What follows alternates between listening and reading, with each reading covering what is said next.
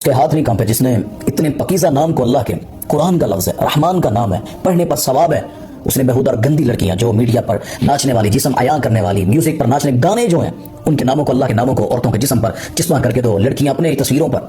سرعام میڈیا کے اوپر یہ تماشے لگ رہے ہیں، اور حتیٰ کہ قرآن کی آیتیں ویل والی لڑکیوں نے اس کے اوپر قرآن کی آیتیں لکھی ہیں، اشعار لکھے ہیں، ترانے لگائے ہیں، نظمیں نعتیں لگائی ہوئی ہیں۔ دین کے نام پر تماشا نہ بنائیں آپ اللہ کے نام کو۔ اللہ جل جلالہ وہ رب ہے جس کی جس طرح ذات کی عزت ہے اس رب کے نام کی بھی عزت ہے۔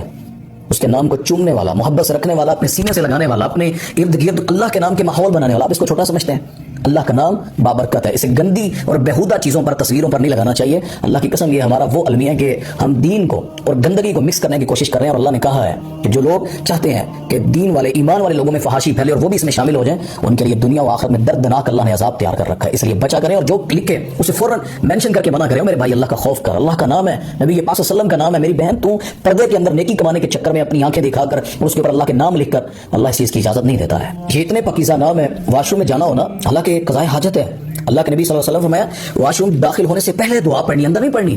ننگا جسم ہو تو اس طرح دعائیں نہیں پڑھنی جس طرح آپ کو لباس میں پڑھنے کا حکم ہے، اور یہاں پر کوئی غیرت نہیں، کوئی حیا نہیں، کوئی فکر نہیں۔ معذرت سے جن کا دل دکھتا ہے دکھتا رہے، لیکن یہ پیغام میں سب کو دے رہا ہوں اللہ کے لیے، اللہ کے ناموں کا، نبی کے ناموں کا، قرآن کی آیتوں کا، اور یہ جملے جو نبی کی نعت کے پڑھے جاتے ہیں اس کو اتنا گندا نہ کریں کہ ہمارے میڈیا پر اللہ کی پکیزہ ناموں کی، ہستیوں کی توہین اس طرح کی جائے۔